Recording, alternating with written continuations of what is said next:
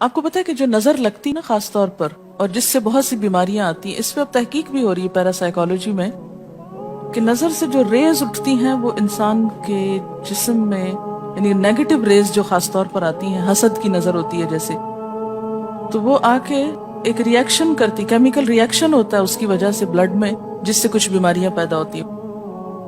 حدیث میں آپ کو سنا دیتی ہوں۔ حضرت ام سلمہ سے روایت ہے کہ آپ صلی اللہ علیہ وسلم نے ایک لڑکی کے چہرے پر کالے پیلے رنگ کا نشان دیکھا تو آپ نے فرمایا اسے نظر بد لگ گئی ہے، اس پر دم کرو۔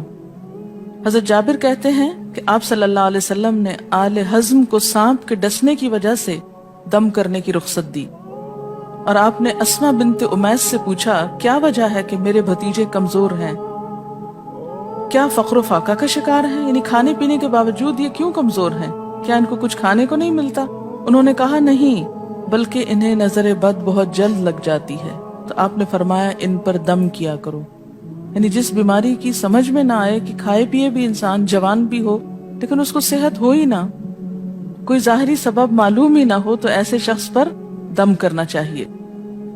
حضرت عائشہ صدیقہ کہتی ہیں کہ رسول اللہ صلی اللہ علیہ وسلم نظر بد کی وجہ سے دم کرنے کا حکم دیتے تھے۔ حضرت انس کہتے ہیں کہ آپ صلی اللہ علیہ وسلم نے نظر بد اور بچھو وغیرہ کے ڈسنے سے اور پھوڑوں سے دم کرنے کی اجازت دی، یعنی پھوڑے وغیرہ جو ہوتے ہیں نا اس پر بھی دم کی اجازت دی، تو جسمانی بیماری ہے نا۔ اور نظر کے بارے میں تو یہ بھی کہا گیا ہے، حدیث میں آتا ہے کہ نظر بد کا لگنا حق ہے، انسان کو اونچے پہاڑ سے گرا سکتی، کیونکہ ہوتا کیا ہے کہ جب ایک خاص اینگل سے دیکھا جاتا ہے تو دوسرے انسان کے جسم میں جیسے لرزہ سا آ جاتا ہے نا، اور انسان ہل جاتا ہے۔ اس کی دلیل قرآن میں بھی ہے، ایک سورت کے آخر میں آتا ہے وَإِن يَكَادُ الَّذِينَ كَفَرُوا لَيُزْلِقُونَكَ بِأَبْصَارِهِمْ لَمَّا سَمِعُوا الذِّكْرَ، کہ قریب ہے کہ کچھ کافر آپ کو اپنی نگاہوں سے کیا کر دیں، پھسلا دیں جب یہ قرآن سنتے ہیں۔ یعنی وہ سننے نہیں آتے تھے، صرف آپ کو گھورتے رہتے تھے۔ اور کس لیے گھورتے رہتے تھے؟ تاکہ آپ بول نہ سکیں، آپ لرز جائیں، ڈگمگا جائیں، اپنا کام چھوڑ دیں، بری نیت سے آتے تھے۔ وَيَقُولُونَ إِنَّهُ لَمَجْنُونَ، کہتے ہیں کہ یہ تو مجنون ہو گیا۔ آپ صلی اللہ علیہ وسلم نے فرمایا نظر بد حق ہے، اگر تقدیر سے کوئی چیز سبقت لے جا سکتی ہوتی تو وہ نظر بد ہے۔ پتہ کیسے چلے؟ چل جاتا ہے، پتہ کیوں نہیں چلتا؟ مثلاً آپ کا بچہ ہنس رہا تھا، کھیل رہا تھا، دودھ پی رہا تھا کہ اچانک کوئی شخص آیا اور جب وہ اٹھا تو بچے نے شور کرنا شروع کر دیا، اور پتہ چل جاتا ہے۔ بعض اوقات گھر ہی کے لوگوں کی لگ جاتی، بعض اوقات محبت سے بھی لگ جاتی، کہ بچہ کھیل رہا تھا، آپ دیکھتے کہ وہ گر پڑا، اچانک رونا دھونا شروع ہو گیا، سر پٹ گیا۔ حدیث میں آتا ہے نظر بد انسان کو موت تک اور اونٹ کو ہانڈی تک پہنچا دیتی ہے۔ اونٹ کو ہانڈی تک پہنچانے کا مطلب کیا ہے؟ ذبح کرنا پڑ جاتا ہے، تڑپنے لگتا ہے۔ آپ صلی اللہ علیہ وسلم نے فرمایا اللہ کی قضاء اور تقدیر کے بعد سب سے زیادہ نظر بد کی وجہ سے میری امت میں اموات ہوں گی۔ آپ صلی اللہ علیہ وسلم نے فرمایا نظر بد سے اللہ کی پناہ طلب کیا کرو، کیونکہ نظر بد کا لگنا حق ہے۔ اسما بنت امیس نے آپ سے گزارش کی کہ بنو جعفر کو نظر بد لگ جاتی ہے تو کیا وہ ان پہ دم کر سکتی ہیں؟ آپ نے فرمایا ہاں، یعنی ایک عورت بھی دم کر سکتی ہے، اور اگر تقدیر سے کوئی چیز سبقت لے جانے والی ہوتی تو وہ نظر بد ہے۔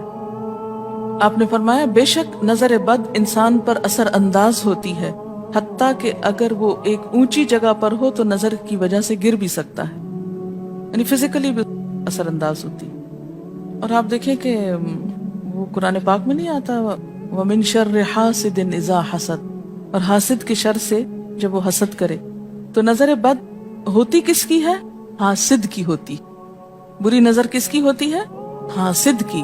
تو جو صبح شام 3 دفعہ یہ پڑھتے رہیں ان کو حاسد کچھ نہیں کر سکتے، ان کا کچھ نہیں بگاڑ سکتے، جتنا چاہیں گھورتے رہیں۔ اسی طرح ابن کثیر نے کہا کہ نظر بد کا اللہ کے حکم سے لگنا اور اثر انداز ہونا حق ہے۔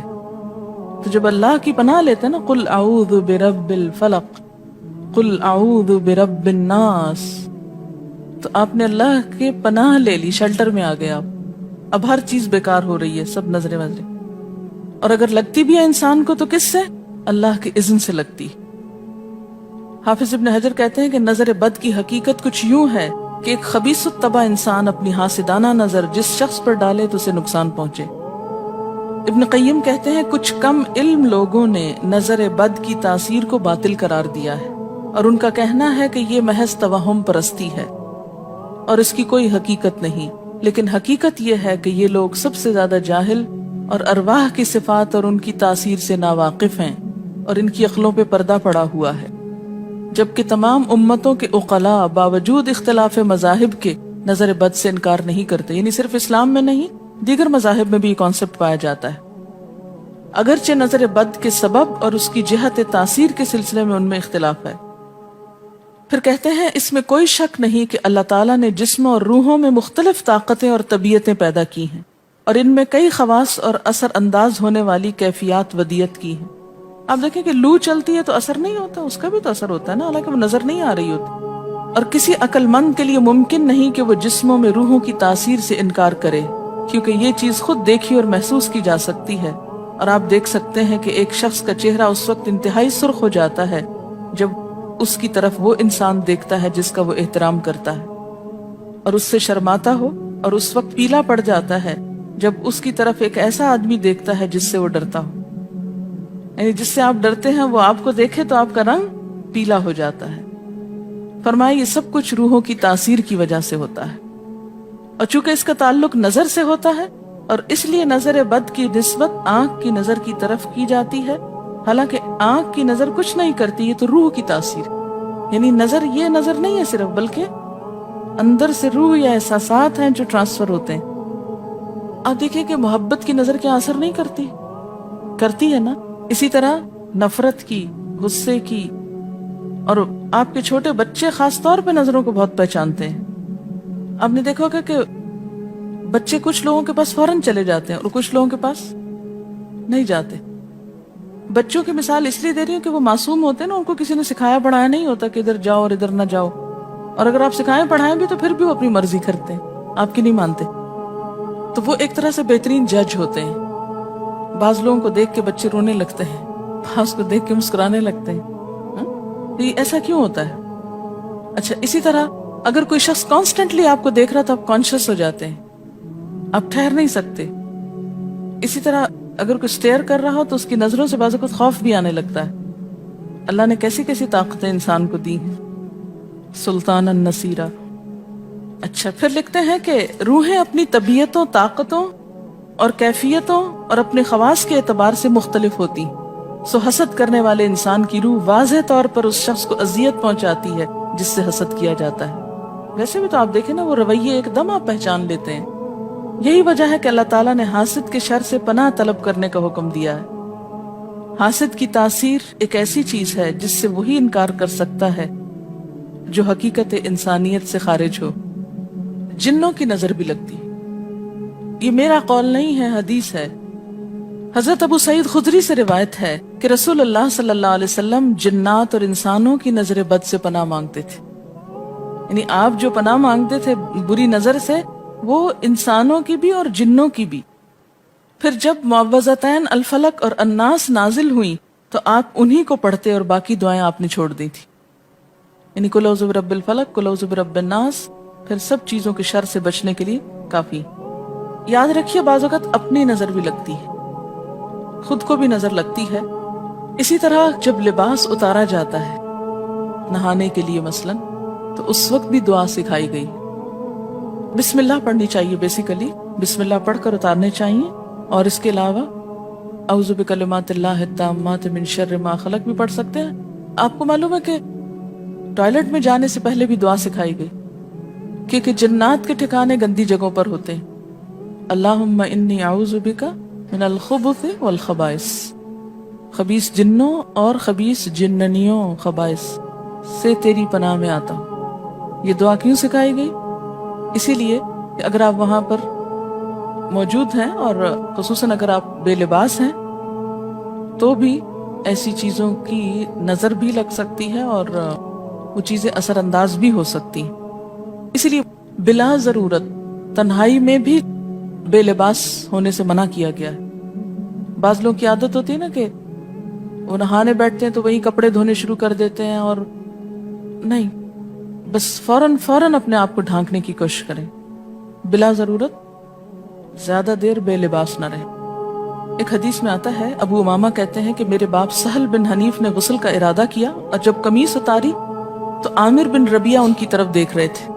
ان کا رنگ انتہائی سفید تھا اور جلد بہت خوبصورت تھی۔ عامر نے دیکھتے ہی کہا، میں نے آج تک اتنی خوبصورت جلد کسی کنواری لڑکی کی بھی نہیں دیکھی۔ ان کا یہ کہنا تھا کہ سہل کو شدید بخار شروع ہو گیا۔